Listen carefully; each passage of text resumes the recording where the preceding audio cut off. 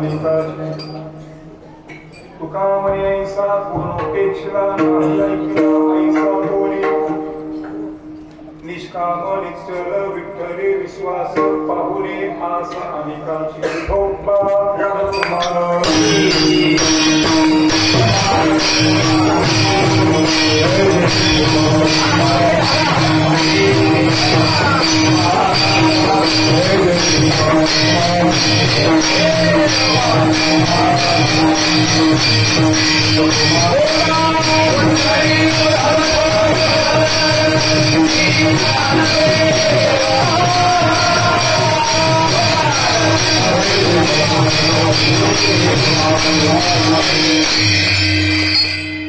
निष्ठावंत भाव भक्ताचा सुधर्म निर्धार हे वर्म सुकोने निष्काम निश्चल विठ्ठले विश्वास पाहुणे आस अनेकाची दोन पाठ पाहुणे वास अनेकाची पाहुणे आस अनेकाची पण इथे बोलतात पाहुणे आस माता शब्द पुन्हा संगती लागते आस जगद्गुरु तुकोबा या अभंगामध्ये मनुष्याचा स्वधर्म सांगतात. माणसाचा स्वधर्म कोणता? निष्ठावंत भाव भक्ताचा स्वधर्म. आपण तुम्ही आम्ही वैष्णव आहोत, वारकरी संप्रदायाचे अनुयायी, पांडुरंगाचे एकनिष्ठ आपण भक्त आहोत, पंढरीचे वारकरी आहोत, एकादशी व्रताचा अनुष्ठान करणारा आपण आहोत. रामकृष्णारी या बीज मंत्राचा जप आपण करतो. संत महात्म्यांच्या वरती प्रगाढ श्रद्धा आपली आहे. प्रत्यक्ष परमेश्वराचं रूप आपण संतांच्या रूपामध्ये पाहतो. वारकरी संप्रदायाच्या तीर्थावरती, संत महात्म्यांच्या वरती, ग्रंथावरती आणि आराध्य दैवत पांडुरंगाविषयी आपले नितांत श्रद्धा. वारकरी कसा असावा, वैष्णव कसा असावा, तुका म्हणजे जिथं भेदा विठ्ठल असा वारकरी असावा. वारकरी कसा असावा? आची माझा निमधर्म हे विठोबाचे नाम. वारकरी कसा असावा, वैष्णव कसा असावा? पंढरीचे वारी आहे माझे करील आणि कडक करील. वारकरी कसा असावा, वैष्णव कसा असावा? एक गावावे विठोबाचे नाम अनेकाचे काम नाही आता. सर्व लक्षण तुकोबरायांची आहेत. सर्व लक्षण आहेत. तुकाराम महाराजांची भक्ती कशी आहे? तुकाराम महाराजांनी एकनिष्ठ पांडुरंगाविषयी श्रद्धा. 33 कोटी देव आहेत, पण 33 कोटी देव नाही, खरे देव किती? ज्ञानोबा सांगतात खरे देव किती? 33 प्रकारचे फक्त देव आहेत. हे रुद्रावताचे बरावे, वसुधन साध आगवे, अश्वनी देव, विश्वदेव, वायुदेव हे जे 8 अष्टवसु, 11 रुद्र, 12 आदित्य, 1 अश्विनी देव आणि ब्रह्मदेव असे 33 प्रकारचे देव. सर्वसामान्य 33 कोटी देव सांगतात. देव किती आहे याला महत्व नाही. तुकाराम महाराज काय करतात? तुकाराम महाराज म्हणतात पांडुरंग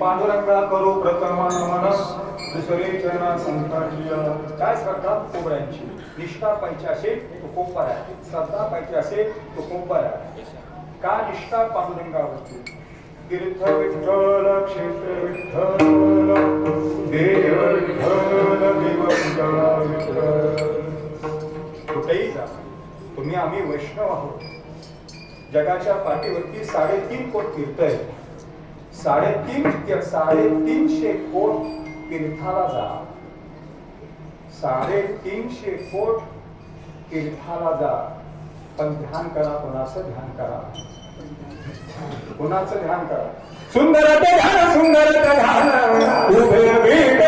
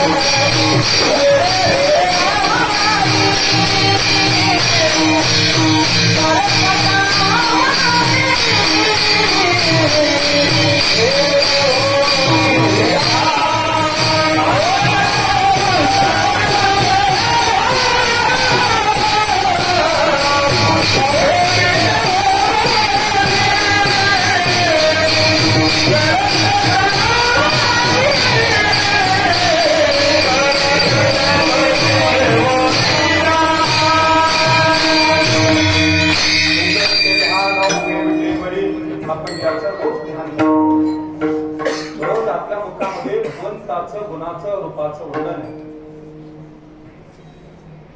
आणि त्या रूपाचं ध्यान करा एवढी श्रद्धा एवढा भाव असावा पांडुरंगावरती डोळे तुम्ही गारे सुख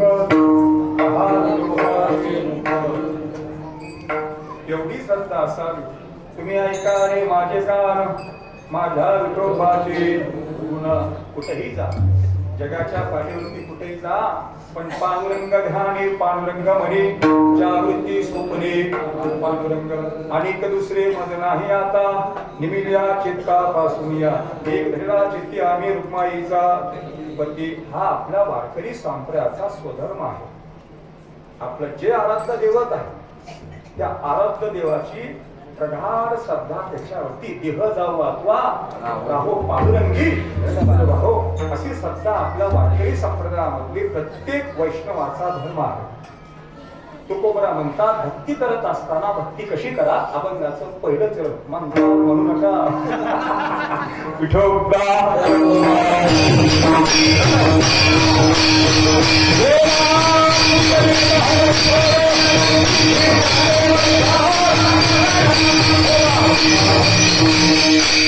सात प्रकारची भक्ती पाहिजे. भक्ती करत असताना सात भक्तीच्या स्वरूपातून भक्ती करा. कोणते सात स्वरूप आहेत? अभंगाच्या चरणामध्ये तीन स्वरूप आहेत.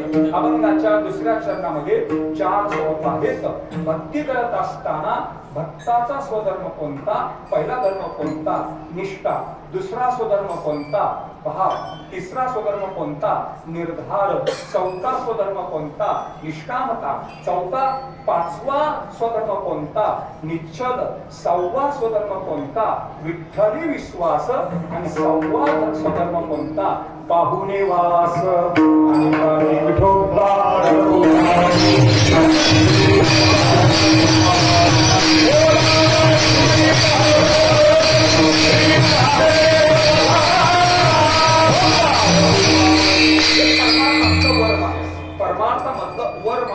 परमार्थामधलं वर्म चुकलं कितीही आपण परमार्थ केला साध्य प्राप्त होत नाही.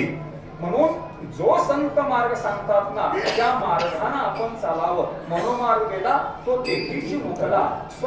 माणसाने कधी परमार्थ करत असताना 2 प्रकारचा परमार्थ करा. एक विचाराचा परमार्थ आणि 2 कृतीचा परमार्थ. असे परमार्थाचे 2 प्रकार करतात. कृतीच्या परमार्थापेक्षा माणसानं साधकाने विचाराचा परमार्थ करावा.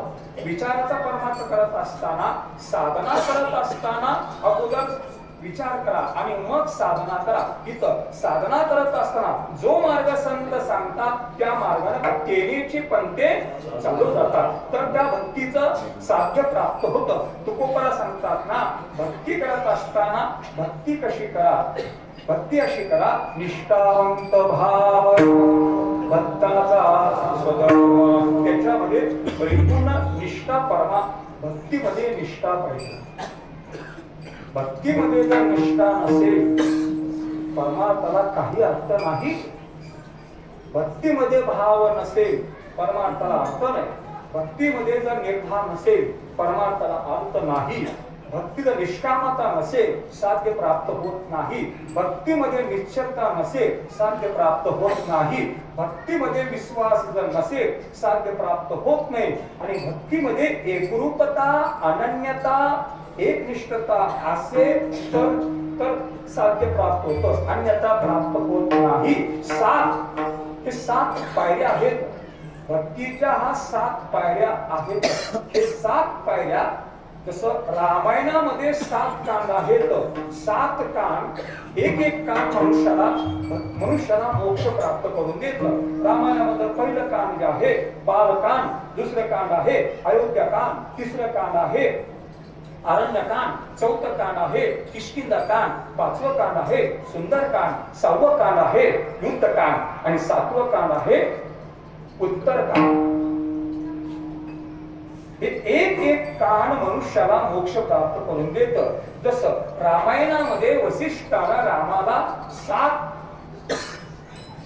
7 मार्ग सांगितले होते परमतत्वाचे. परमात्म्याच्या प्राप्तीसाठी 7 मार्ग सांगितले होते. कोणते 7 प्रकार आहेत? कोणते 7 स्वरूप आहेत? पहिलं साधन आहे श्रवण. दुसरं साधन आहे साधन. तिसरं साधन आहे नित्यानित्य ज्ञान. 4थं साधन आहे मनन. 5वं साधन आहे निधिध्यास. 6वं साधन आहे वैराग्य. आणि 7वं आहे साक्षात्कार. हे 7 भक्तीचे स्वरूप परमतत्व प्राप्त करून देतं. तसं तुकोबरा अभंगामध्ये जे 7 तत्व सांगतात भक्तीचे परमतत्व प्राप्त करून देतं. एकूण गीता किती आहेत? 7 गीता आहेत. एकूण 7 गीता.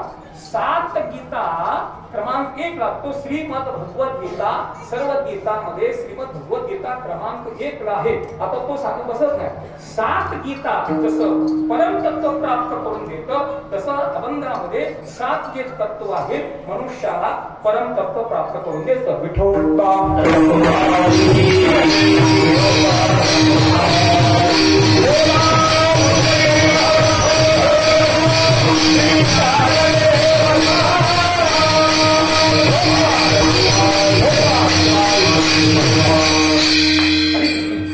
कधी 7 स्वरूपामधनं माणसाची भक्ती पाहिजे. पहिलं जे तत्व आहे, पहिलं तत्व कोणतं आहे? निष्ठा. पहिलं तत्व आहे निष्ठा. आपल्याला भगवंताचं भक्ती करायची आहे ना, भगवंताचं चिंतन करायचं आहे ना. तुकोबरा स्वतः सांगतात ना, स्वतः सांगितलं तुकोबराने. एक तर तुकोबरा भक्ती करत असताना कशी करतात? तुकोबरा भगवंताचं चिंतन कसं करतात पहा. आमे नामाचे भारक निर्णय प्रकार अनेक सर्व भावे एक विठ्ठलची प्रमाण सर्व भावे एक. तुकोबरा भक्ती जे करतात सर्व भावानं तुकोबरा सांगतात. भावाच्या अनेक प्रकार आहेत. भावामध्ये अनेक प्रकार आहेत. पण सर्वसामान्य माणसाच्या ठिकाणी कोणता भाव असतो? अहंभाव असतो. सामान्य माणसाच्या ठिकाणी अहंभाव. पण तुकाराम महाराजांच्या ठिकाणी कोणता भाव आहे? जो ज्ञानी असतो त्याच्या ठिकाणी अद्वैत भाव असतो. जो खरा भक्त असतो त्याच्या ठिकाणी प्रेम भाव असतो. इथं तुकोबरांच्या ठिकाणी सर्व सर्व आणि सर्व सर्व स्वरूपामधलं तुका सर्व भावे एक. सर्व भावाचा अंतर्भाव भक्तीमध्ये सर्व भावाचा अंतर्भाव तुकोबरांच्या ठिकाणी. तुकोबरा म्हणतात ना, नामस्मरण करा. पण कसं करा? कसं करा? विठोबाची शरण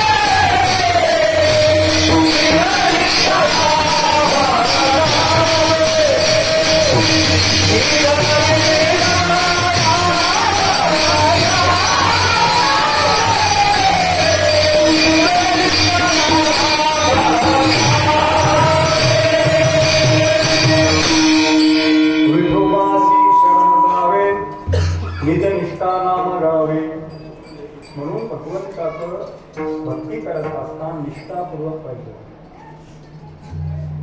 निष्ठा म्हणजे काय? निष्ठा म्हणजे श्रद्धा. श्रद्धया सत्यम आप्यते. निष्ठा म्हणजेच भाव. भाव म्हणजेच निष्ठा. श्रद्धा म्हणजेच भाव. भाव म्हणजे श्रद्धा. भक्ती करत असताना जर श्रद्धा नसेल, भाव नसेल, निर्धार नसेल, काही अर्थ नाही. नदीला महत्व कधी? पाणी असेल तर. स्त्रीला महत्व कधी?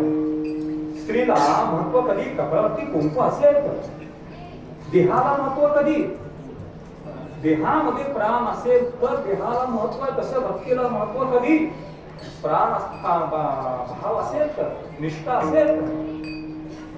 नामोबरा म्हणतात ओ संगही तोरण बांधिले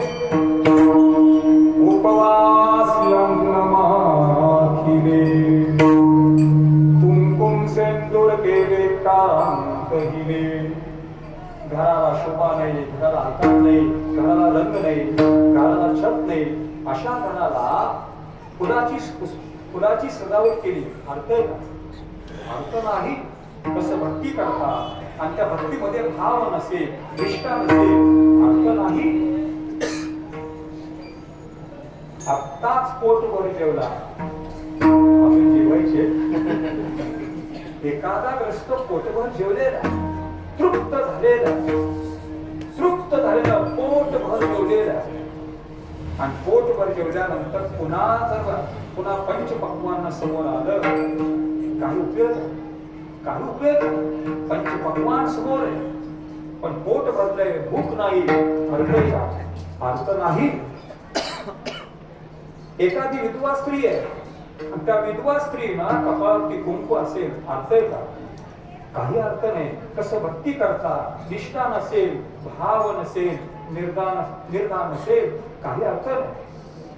मृतदेह सासरेला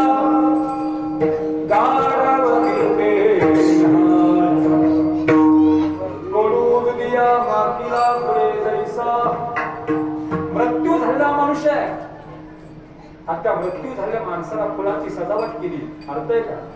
काही अर्थ. गाढवाला किती वेळा आंघोळ झाला, अर्थ आहे का? काही अर्थ नाही. कडू भोपळा आणि त्या कडू भोपळ्याला बाहेर गुळाचा लेप लावला, काही अर्थ आहे का? आतमध्ये कडू ते कडू, बाहेरून किती गुळाचा लेप लावला, काही अर्थ नाही. कसं भक्ती करता आणि त्या भक्तीमध्ये जर भाव नसेल, श्रद्धा नसेल, काही अर्थ नाही. म्हणून तुकोबरा म्हणतात पहा, प्रथम भाव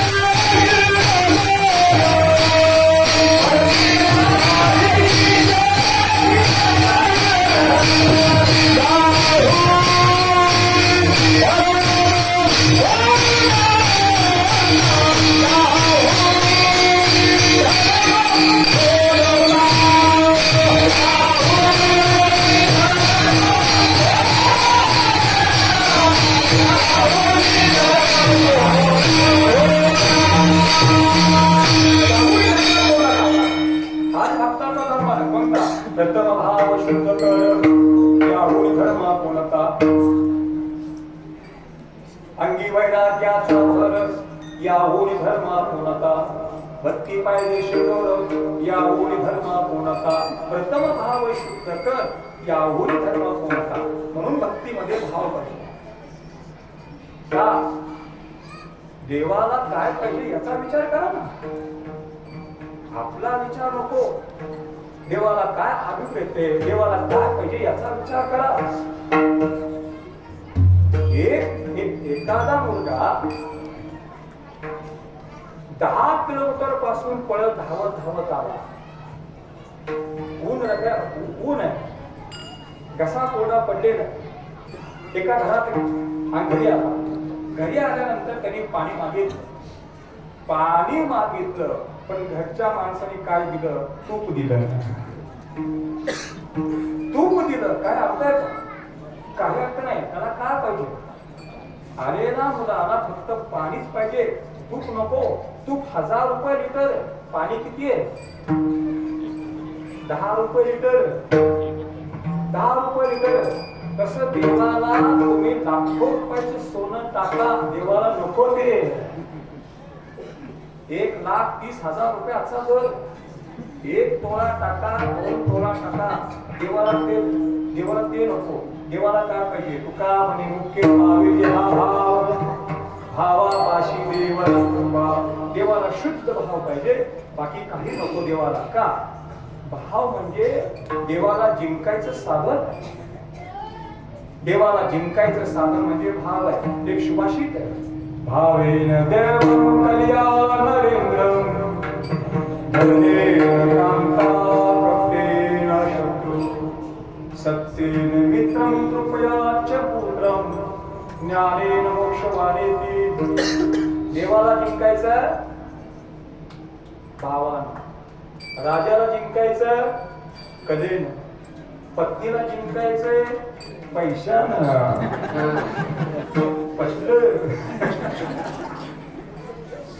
शत्रूला जिंकायचं कपटानं पुत्राला जिंकायचं कृपेनं मित्राला जिंकायचं प्रेमानं मोक्षाला जिंकायचं ज्ञानानं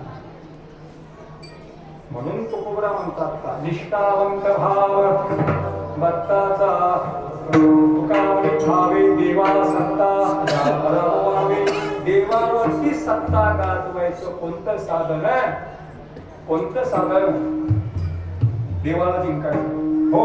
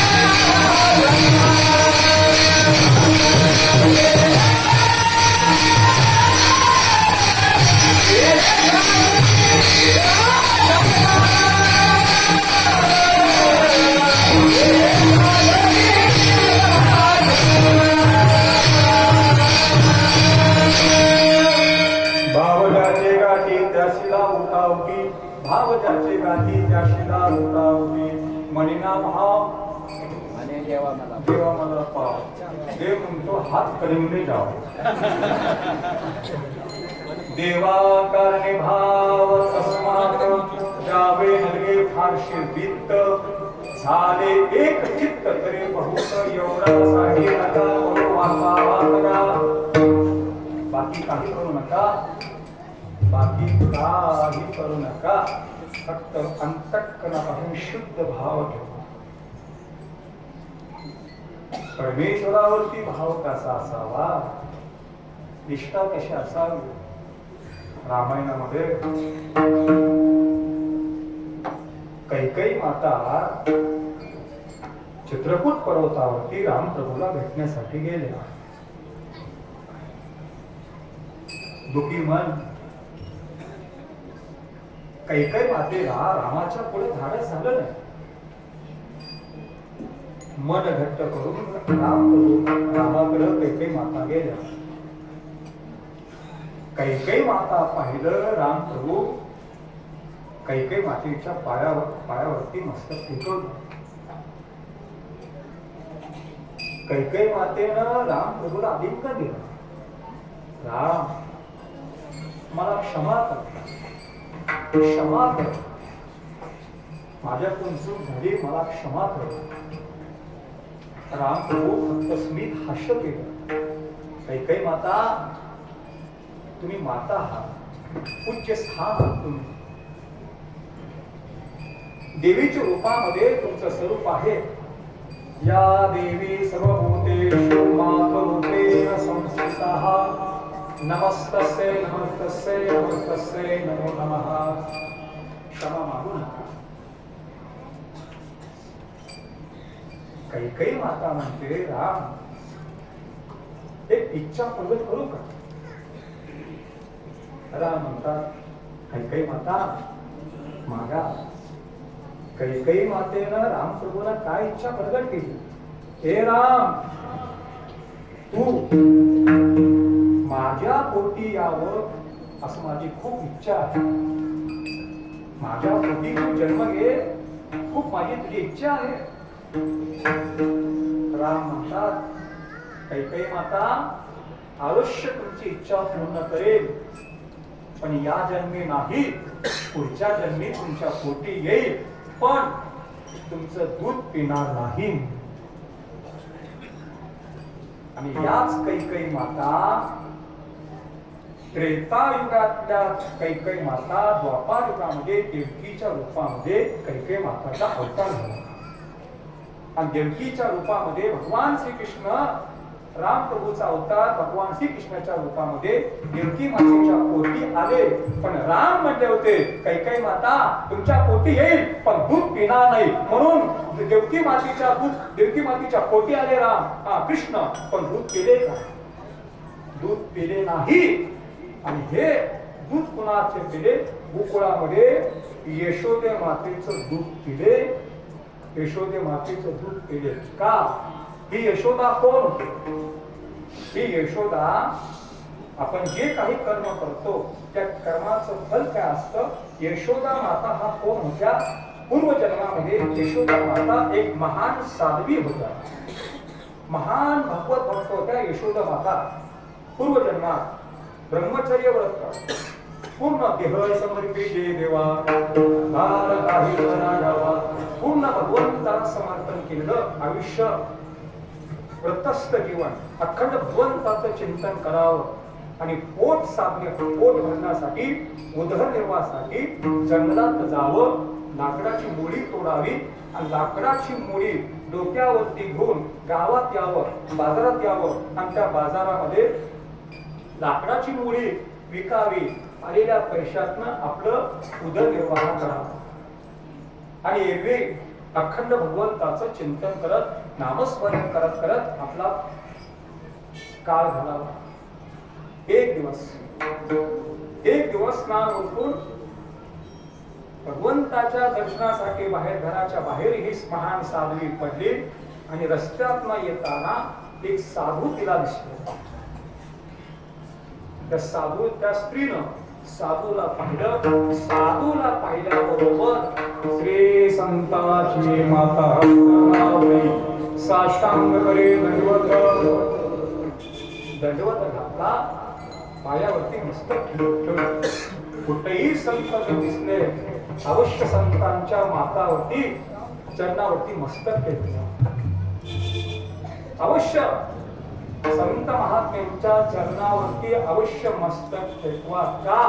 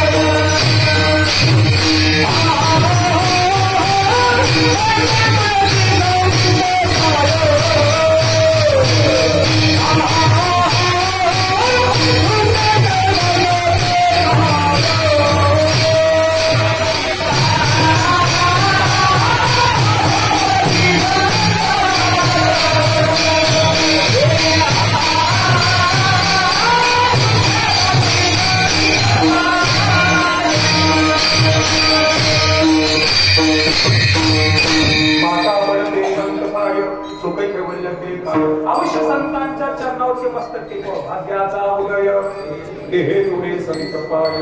अवश्य संत महात्म्यांच्या चरणावरती मस्तक टेकवा. का? उदरी भाग्याचा अवघे चिंता वाढली.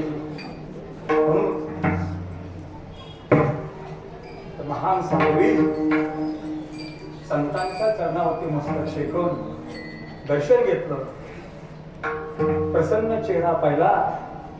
साधू म्हणतात, देवी एक इच्छा प्रकट करू का? बोला महाराज.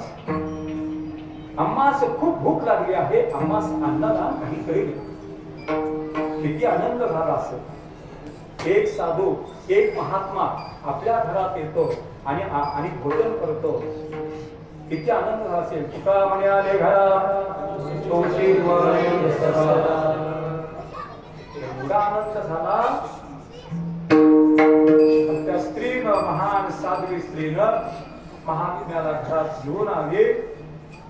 पण एक चिंता लागली. घरामध्ये काही स्वयंपाकाचं साधन काही नव्हतं. साधन सामुग्री काही नव्हती. चिंता लागली. जंगलात जावं, लाकडाची मोळी तोडावी आणि आलेल्या पैशातनं साधन सामग्री घ्यावी तेवढा वेळ नव्हता. भीती वाटत होती. साधू जर विनमुख केले कुठे हे पाप लागलं. महाराज तुम्ही तुमचा नित्यनेम करा. 10 मिनिटात परत येतो. ती स्त्री एका गावात एक सावकार त्या सावकारच्या घरी गेली. सावकारच्या घरी गेली. नमस्कार केला. सावकार एक मला मदत करा. कोणती मदत करू? मला 100 रुपये द्या. 100 रुपये उस्ते द्या. उद्या सकाळी तुम्हाला 100 द्या. आता सकट 100 रुपये परत करेल. सावकार म्हणतो तुला 100 रुपये देतो पण तारण तू काय ठेवणार? ती स्त्री म्हणते माझ्याकडे काही तारण नाही. पण तारण जर तू ठेवत नसेल मी तुला पैसे देणार नाही. सावकार माझ्यावरती विश्वास ठेवा, सकाळी मी तुम्हाला 100 रुपये परत देईल. घरामध्ये संत आले आणि त्या संत महात्म्यांना मला भोजन द्यायचं आहे, त्यांना भूक लागली आहे, कृपया मला 100 रुपये उचले द्या. सावकारने त्या स्त्रीकडे पाहिलं आणि वाईट नजर त्या स्त्रीवरती पडली. तो सावकार म्हणतो अवश्य तुला 100 रुपये देतो, अवश्य 100 रुपये देईल, पण त्याच्या बदल्यामध्ये तू मला तुझ्या दुधाची जागा जी आहे, तुझ्या दुधाची जागा ती मला कापून दे. त्या स्त्रीने ऐकलं, डोळे झाकले आणि डोळ्यापुढे तो घरचा साधू दिसला. डोळे उघडले, सावकार चाकू घेऊन या. तो घाबरलाच, ती का थट्टा करते का? सावकार चाकू घेऊन या. ती थट्टा करत असेल, खरं सावकाने चाकू आणला, चाकू हातात दिला. त्या स्त्रीनं ते चाकू घेतला आणि त्या चाकूनं दुधाची जागा जी छातीवरती आहे त्या चाकूनं दोन्ही दुधाची जागा कापली आणि सावकारच्या हातात ठेवली. सावकार द्या 100 रुपये. भीत घाबरला, 100 रुपये हातात ठेवले. त्या स्त्रीनं कापल्यानंतर अंगात रक्त येऊ लागलं, छातीत रक्त येऊ लागलं. साडीचा पदर फाडला आणि साडीचा पदर फाडून तो आपली घट्ट छाती बांधली.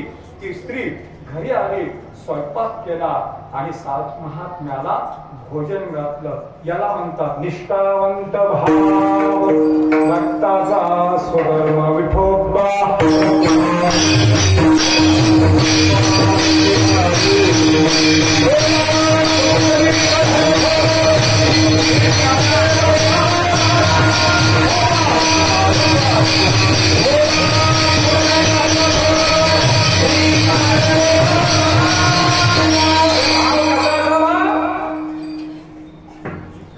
पांडव प्रथामध्ये कथा अशी येते, मयूरभूत राजाची अशी कथा येते. माझा विषय कोणता? भक्ताचा धर्म कोणता? निष्ठावंत भाव, भक्ताचा सुधर्म. निष्ठा कशी असावी? मयूरभूत राजा, त्याचा पुत्र ताम्रध्वज. पांडवांनी एकदा अर्जुनाला अहंकार झाला होता, माझ्यासारखा धनुर्विद्येमध्ये कोणी पारंगत नाही असा अर्जुनाला अहंकार झाला होता. आणि त्या अर्जुनाला दाखवायचं होतं अहंकार, त्याचा अहंकार, अर्जुनाचा अहंकार कमी करायचा होता. पांडवांना एका राजसूय यज्ञ केलेला आणि त्याच्यासाठी पांडवांना धर्मराजाने घोडा सोडला होता आणि जो घोडा पकडेल त्याच्याशी युद्ध करायचं. मयूरभूत राज्यामध्ये तो घोडा आला, पांडवाचा घोडा आला. मयूरभूत राजाचा पुत्र ताम्रध्वजाला तो घोडा पकडला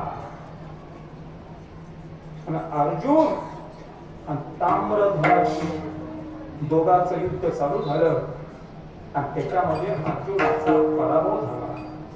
पूर्ण अर्जुनाचा अहंकार गळाला. देवाला क्षमा मागितली अर्जुनानं. अर्जुन, ताम्रध्वजाची तू धनुर्विद्या पाहिलीस, आता त्याची निष्ठा बघ, त्याचा भाव किती बघ, चल तुला दाखवतो. म्हणून कृष्ण आणि अर्जुन एका ब्राह्मणाचं रूप घेतलं आणि ब्राह्मणाचं रूप घेऊन मयूरभूज राजाच्या दरबारात देव आणि अर्जुन गेले. ब्राह्मणाचं रूप घेऊन दरबार भरला होता आणि भर दरबारामध्ये ब्राह्मण गेले. ब्राह्मणाला पाहिलं मयूरभूज राजानं, ब्राह्मणा नमस्कार केला. येण्याचं कारण विचारलं. राजा, मला दान पाहिजे. कोणतं दान देऊ सांगा.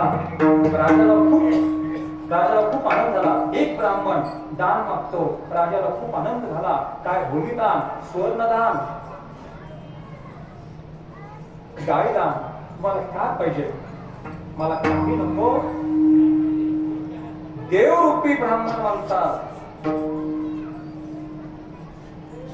राजवाड्याच्या बाहेर माझा एक वाघ आहे आणि त्या वाघाला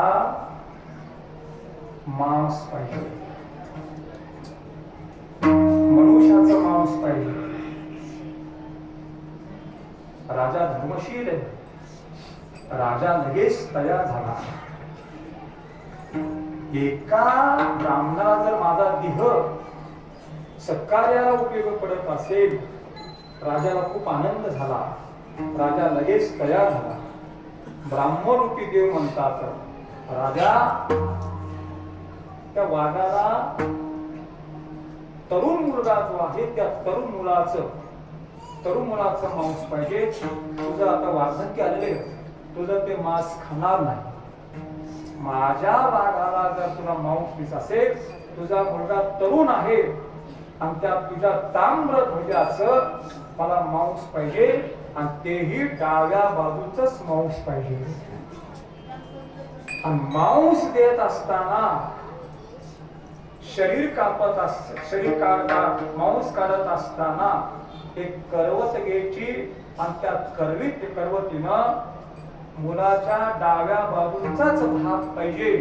आणि त्या मुलाचा मांस काढत असताना, करवतीनं कापत असताना अन्य कोणीही कापायचं नाही. त्या मुलाची आई आणि जे वडील आहेत त्यांनीच ते कापायचं. ताम्रध्वज बाजूला उभा होता. बाजूला राजाची पत्नी होती. स्वतःचा मुलाचा स्वतःचं मूल आपण स्वतः मांस काढून द्यायचं. आईला किती कठोर दुःख झालं असं. आणि दुसरी आट घातली देवानं. दुसरी आट घातली, राजा जर कापत असताना एकाच्या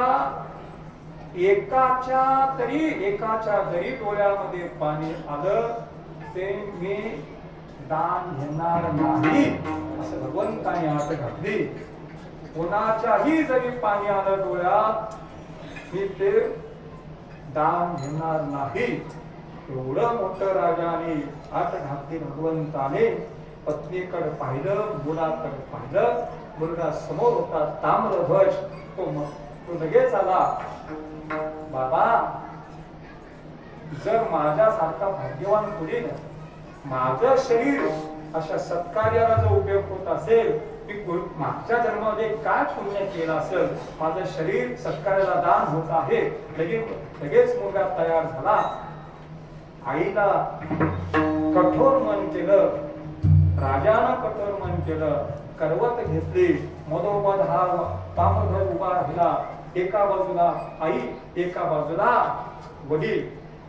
आणि त्या आपल्या स्वतःच्या मुलाचं डाव्या बाजूचं करवतीनं ते शरीर कापत असताना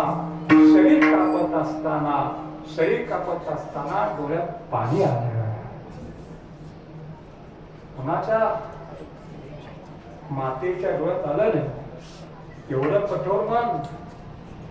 अरे एवढी माता ऐशी गवळ्याची जाती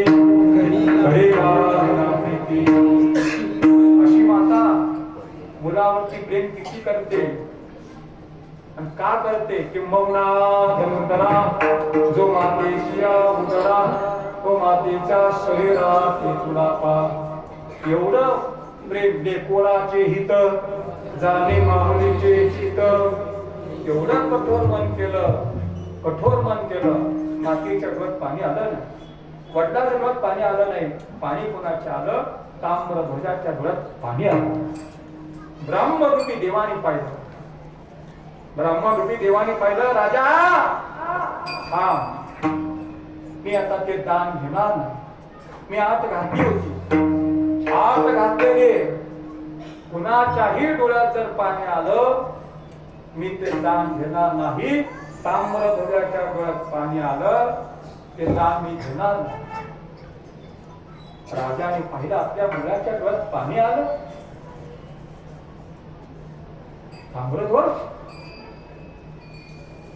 अरे इतकी देहाविषयी आसक्ती तुला?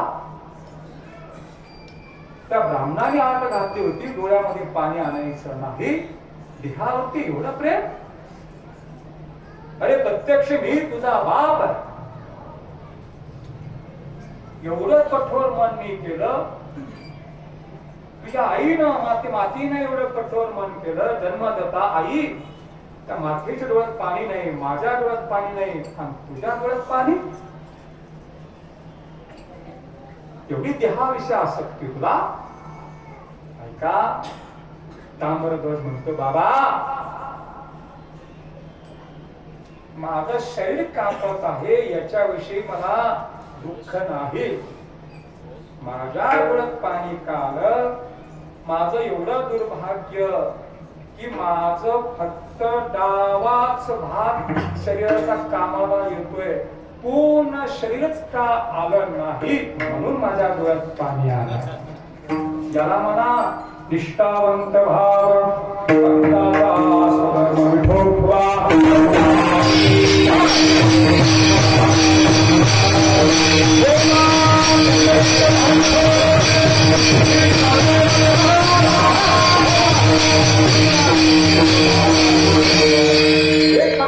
सांगतो मारुतीचं काय निष्ठा, मारुतीचं रामावरती काय निष्ठा, एक उदाहरण फक्त सांगतो, पुढे सरकतो. एकदा सीता माता आरशामध्ये आंघोळ केली आणि आरशामध्ये शेंदूर लावत होत्या.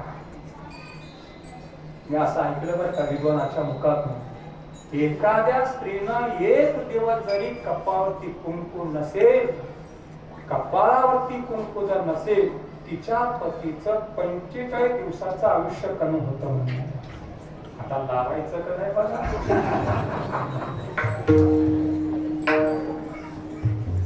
सीता माता कपाळावरती शेंदूर लावत होता. तिथं मारुतीनं पाहिलं सीता माता काय करतात. सीता म्हणते, मारुती कपाळावरती शेंदूर लावते. मारुती म्हणतात, कशासाठी? कपाळावरती शेंदूर लावलं रामाचं आयुष्य वाढतं. मारुतीनं ऐकलं, हा सीता माता कपाळावरती शेंदूर लावलं रामाचं आयुष्य वाढतं? हो खरंच, हो खरंच, हो. सीतेच्या मुखातून ऐकलं. तिथून मारुती बाहेर पडले. 2 तासांनी परत आले आणि गेले कुठं? रामाच्या कक्षेत. रामाची आंघोळ झाली होती. रामाचा एक नेम होता, रोज महादेवाची पूजा केल्याशिवाय राम पाणी ग्रहण करत नव्हते. रामाची पूजा झाली, महादेवाची पूजा झाली, राजा दशरथाचं दर्शन, कौसल्या माता, सुमित्रा माता आणि कैकेयी मातेचं दर्शन केल्याशिवाय राम अन्न ग्रहण करत नव्हते. पूजा करण्यासाठी बसले होते राम आणि पाठीमागून मारुती आला. जय श्रीराम म्हणजे झोपले जागे होते. पाठीमागून रामाने पाहिलं, खालून वरून पाहिलं. हे कोण रे तू? समोर कोण होता? मारुती. मारुती पाहतच राहिले. कोण रे तू? राम. मी मारुती. राम म्हणतात, हे तुझं कोणतं रूप आहे? मारुतीचं रूप कोणतं होतं? मारुतीचं रूप कोणतं होतं? मारुतीचं रूप कोणतं होतं? सीतेच्या मुखात ऐकलं, कपाळावरती फक्त शेंदूर लावला, रामाचं आयुष्य वाढतं. सीतेने कपाळावरती शेंदूर लावला, पण मारुतीने पुन्हा अंगालाच लावला. याला म्हणा निष्ठावंत भाव, भक्ताचा स्वधर्म. ते मारुतीने पाहिलं, रामाने पाहिलं. रामाने पाहिलं, रामाला कळालं मारुती, तू माझं आयुष्य वाढण्यासाठी शेंदूर लावलास अंगाला? हो देवा. रामाने पाहिलं, हे बजरंगा, पहिल्यांदा हात मारली मारुतीला, बजरंगा तू माझ्यासाठी शेंदूर लावलास, आता आजपासून जो कोणी तुझा भक्त जर असेल, जो कोणी तुझा भक्त असेल, त्या भक्ताचा तुझा शेंदूर जो कोणी कपाळावरती शेंदूर लावेल त्याचा मनोकामना तू पूर्ण करणार नाही, मी करणार. आता उद्या पहाटे 5लाच मारुती भेटायच्या आत मारुतीने पाहिल्याबरोबर गुड मॉर्निंग, एवढ्या लवकर इचलकरंजी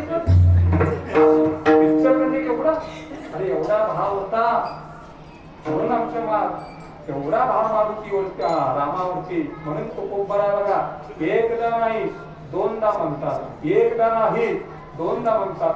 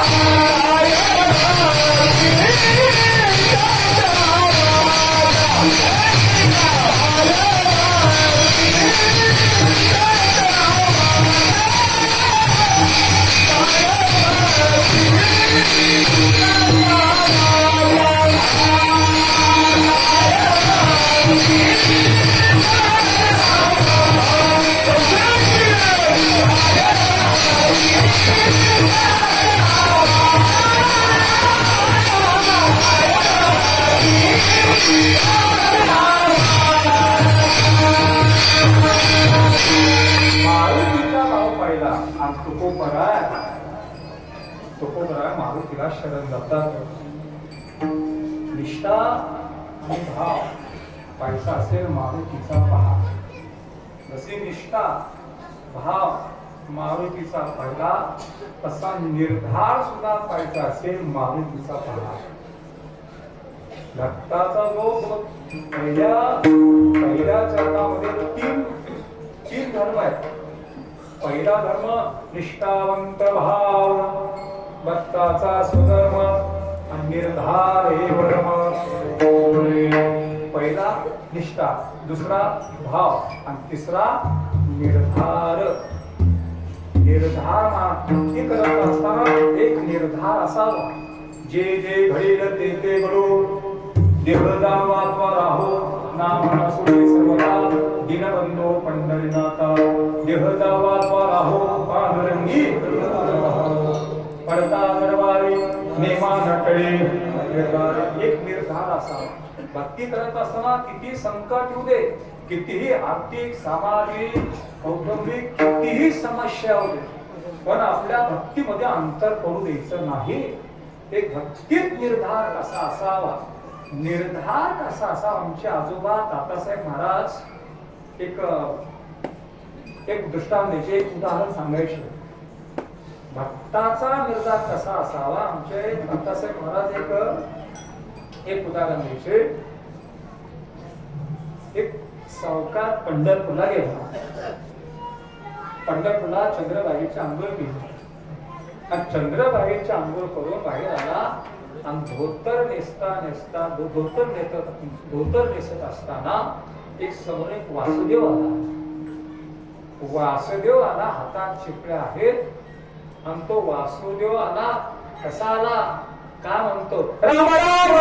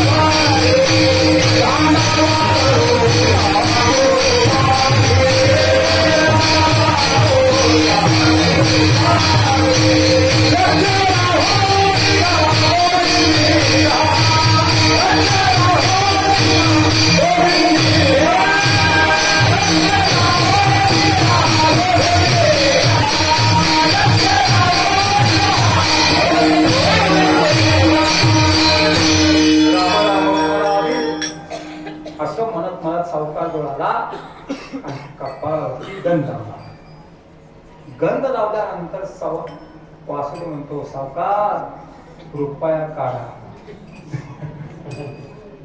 सावकार अतिशय कंजूस. एक रुपया का त्याला द्यावं असं वाटना. सावकार म्हटला, वासुदेव 1 रुपयासाठी गावाकडे यावं लागतं. आता माझ्याकडे पैसे नाहीत, मी वारीसाठी आलोय. पैसे जर हवा असतील गावाकडे यावं लागतं त्याला. वासुदेव काही बोलला नाही. वारी संपली, द्वादशीची खिरापत झाली. आपला वारकऱ्याने कधी द्वादशीची खिरापत घेतल्याशिवाय वारीचं पूर्ण पुण्य लागत नाही. आम्ही हीच व्हावी माझी आस, जन्मोजन्मी तुझा दास. पंढरीचा वारकरी वारी चुक आणि वारी चुकून ये घरी. द्वादशी शिरापत घ्या आणि मग घराकडे या. द्वादशीचा प्रसाद म्हणजे भानुदास गीते गात प्रसाद येतो पंढरीनाथ. याच खिरापतीसाठी एकादशी देव जागराला देवच येतो खिरापतीसाठी.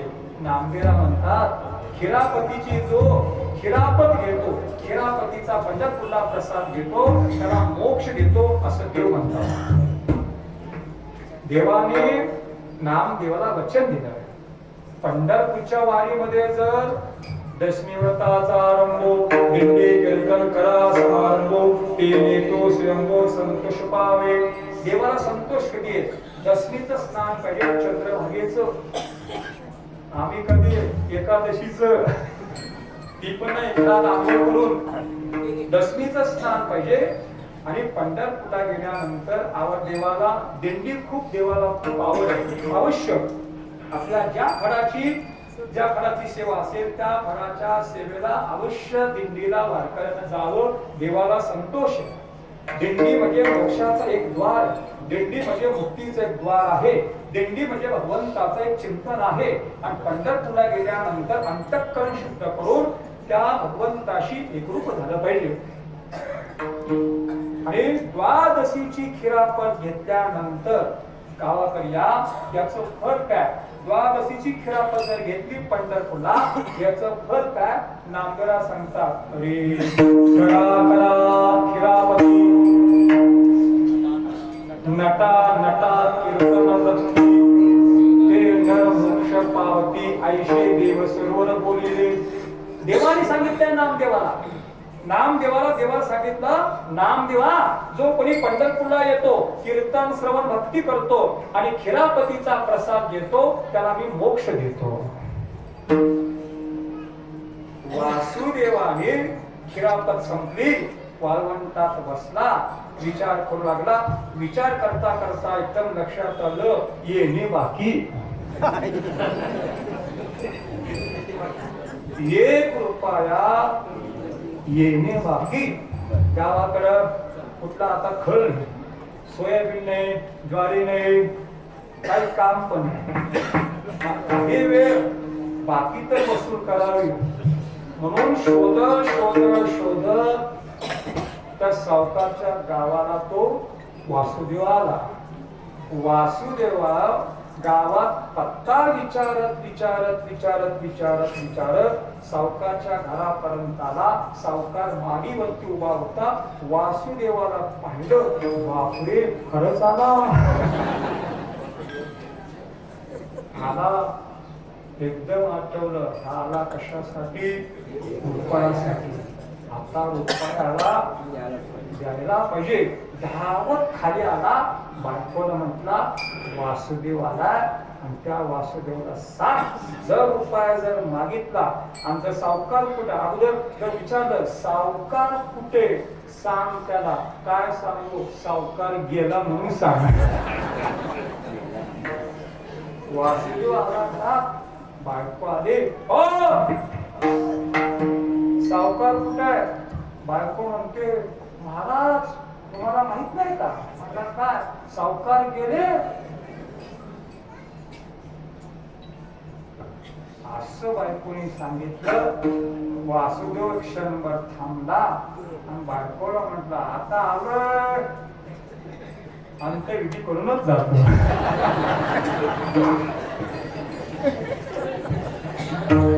ऐकलं तर सावकारने ऐकलं. म्हणून आता असा जाणार नाही, खोटं मरायचं घ्यावं म्हणून खरंच झोपला. ती बायको आता आली. बायकोला म्हटला खोटं रड. त्या राजस्थानमध्ये खरंच राजस्थानमध्ये भाड्याने मृत्यू झाल्यानंतर भाड्याने माणसं मिळत रडायला. त्याला रुदाली म्हणतात. रुदाली महिला मिळतात रडण्यासाठी. महिला त्याला म्हणतात रुदाली. ती रडू लागली. रडण्याचा आवाजाने सावकार जातोय का हळूच बघतोय. पांढरं कापड घेतलं, झोपला आणि त्या सावकार पाहतोय, त्याच्यामधनं पाहतोय हा सावकार वासुदेव गेला का नाही, वासुदेव उभाच होता. ती मोठ्याने आणि ती बायको रडायला लागली. शेजारीला ऐकायला गेलो, शेजारीन धावत आली, धावते बघते तर सावकार गेलेलं पाहिलं ती रडू लागली. दोघीच्या आवाजाचा रडण्यानं सगळ्या गावात बातमी पसरली. सावकार गेला, सावकार गेला, सावकार गेला. अख्खं गाव तिथं गोळा झालं. गाव गोळा झालं तरी सावकार उठला. कशासाठी? यालाच म्हणतात निर्धार हे वर्म चुकू नये. तरी सावकार काय उठला. गाव गोळा झालं, तास झालं, 2 तास झालं तरी सावकार काय उठना. आणि हा वासुदेव काही जाईना. दोघं कशासाठी? हे चुकासाठी. यालाच म्हणतात निर्धार हे वर्म चुकू नये. पण एक जर म्हटला सावकारला किती वेळ ठेवायचा असेल, मला पुढची तयारी करा. पुढची तयारी सगळे लोक करू लागले. तिरडी तयार झाली. समोर सावकार स्वतःच्या तिरडीकडे पाहतोय तरी उठना. सगळी सर्व तयारी झाली तरी सावकार उठना. कशासाठी? एक रुपयासाठी. त्याला सावकारला उठवलं, सगळी प्रक्रिया केली. जे काही क्रिया असतात सगळ्या सर्व क्रिया करतोय. हळूच बघतोय वासुदेव गेला का नाही. इथंच आहे वासुदेव काय जायना, सावकार काही कशासाठी? 1 रुपयासाठी. सगळी तयार झाली. तिरडीवरती झोपवलं. चौघाने तिरडी ती उचलली तरी सावकार उठना. पुढे जाऊन लाकडं रचली आणि हा अंतयात्रा निघाली घरापासून मशानाकडे. सावकार पाहतोय हा वासुदेव हाय का गेला, हाय का गेला. वासुदेव कुठे? सर्वात पुढे. मशानात अंतयात्रा आली तरी सावकार उठना. तिरडीवरून स्वतःच्या लाकडाकडे पाहिलं तरी सावकार उठना. तरी सावकार उठना. कशासाठी? रुपयासाठी. सगळी क्रिया झाली. सावकारला उचललं, लाकडावरती झोपवलं तरी सावकार उठना. सगळी क्रिया झाली. लाकडं पेटवली, लाकडं पेटवली तरी सावकार उठना. कशासाठी? रुपयासाठी. यालाच म्हणतात निर्धार हे वर्मा चुकू नये. याला म्हणतात निर्धार. आणि आता अग्नी पेटवला तरी सावकार उठना. वासुदेव काही जाईना. अग्नी पेटवला, त्याला चटके बसू लागले सावकारला तरी सावकार काय उठना. कशासाठी? अग्नीचे चटके बसू लागले तरी सावकार उठना. कशासाठी? रुपयासाठी. यालाच म्हणा निर्धार. अग्नी पेटवला आणि वासुदेवाने पाहिलं आता अग्नी पेटवला म्हणून वासुदेव पाठी माग सरकू लागला. हा सावकारने पाहिलं, वा वासुदेव चालला. 1, 2, 3 पावलं पाठीमाग सरकला आणि जाण्यासाठी पाठ फिरून 2, 3 पाऊल वासुदेव पुढे जाऊ लागला. त्या क्षणी तो सावकार लाकडं उडून खाली उतरला. पुन्हा वासुदेव मागे फिरला. ऐ सावकार उपाया. याला म्हणा निर्धार हे वर्म. असा भक्तीमध्ये एवढा असा निर्धार पाहिजे. असा निर्धार जर असेल, असा असे भाव ज्याचे गावी त्याची दुखावती. असा निर्धार असेल तर हा भक्तीचा खरा धर्म झाला. म्हणून तुकोबरा म्हणतात भक्ताचा धर्म कसा असावा? निष्ठावंत भाव भक्ताचा स्वधर्म निर्धार हे वर्म चुकू नये. आणि पुढचं जे आहे तत्व तीन तत्व, त्या तीन तत्वाच्या नंतर भक्ताचा धर्म कसा असावा, अभंगाच्या दुसऱ्या चरणामध्ये पहिलं तत्व आहे निष्कामता, दुसरं तत्व आहे निश्चल, तिसरं तत्व आहे विठ्ठली विश्वास आणि चौथं तत्व आहे पाहुणेवास आणि काची. पुढचा विचार आहे मग त्या पुढच्यामध्ये आपण विचार करू. निष्काम भक्ताचा सुधर्म निर्धार हे वर्मा चुकवे, निष्काम निश्चल विठ्ठली विश्वास पाहुणे आस आणि काची.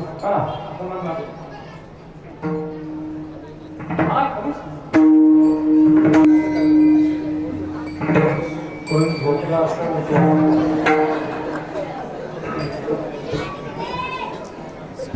वेळ समजले 10 वाजले. वेळ समजले 10 वाजले. आम्ही एका दिवशी जास्ती गोळ्या घ्यायच्या नाहीत, रिॲक्शन जास्ती गोळ्या घ्यायच्या नाही, मर्यादित. हा वेळ संपलेले. पुढचा विचार आहे निष्कामता, निष्कामता निश्चल विठ्ठले विश्वास पाहुणे आस अनेका, काम ऐसा कोणी पेक्षिला नाही ऐकला ऐसा कोणी.